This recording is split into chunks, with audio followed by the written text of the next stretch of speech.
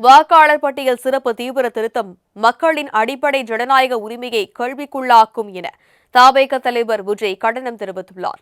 இதுகுறித்து அவர் விடுத்துள்ள அறிக்கையில், முதற்கட்ட வாக்காளர் பட்டியல் சிறப்பு தீவிர திருத்தம் குறித்த தெளிவான விளக்கங்கள் அளிக்கப்படாத நிலையில் இரண்டாம் கட்ட திருத்தத்தை மேற்கொள்வது எந்த வகையில் சரியான நகர்வாய் இருக்க முடியும் என கேள்வி எழுப்பியுள்ளார்.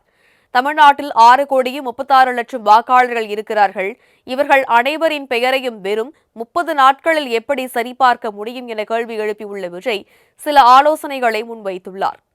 வாக்காளர் பட்டியலில் ஏதேனும் தவறுகள் இருப்பின் முறையான படிவத்தின்படி சரி செய்து வாக்காளர் பட்டியலை வெளியிட வேண்டும்.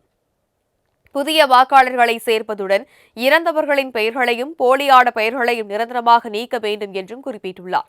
மேலும் புதிய வாக்காளர்களுக்கான அடையாளம் மற்றும் வயது ஆதாரத்திற்கு ஆதார் அட்டையை ஓர் ஆவணமாக ஏற்க வேண்டும்.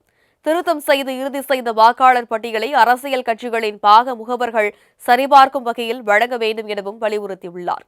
இறுதி செய்த வாக்காளர் பட்டியலை இணையத்தில் எளிதில் தேடும் வசதியுடன் வெளியிட வேண்டும் என்றும் குறிப்பிட்டுள்ள விஜய், ஜனநாயக மற்றும் மக்கள் உரிமைகளுக்கு எதிராக செயல்பட்டால் அது மத்திய அரசாக இருந்தாலும் சரி அல்லது வேறு யாராக இருந்தாலும் சரி சமரசமின்றி தவேக எப்போதும் எதிர்க்கும் என எச்சரித்துள்ளார். மேலும் சிறப்பு தீவிர திருத்தத்தை கடுமையாக எதிர்ப்பதாக காட்டிக்கொள்ளும் திமுக இது தொடர்பாக சட்டமன்றத்தில் தீர்மானம் நிறைவேற்றாதது ஏன் எனவும் கேள்வி எழுப்பியுள்ளார்.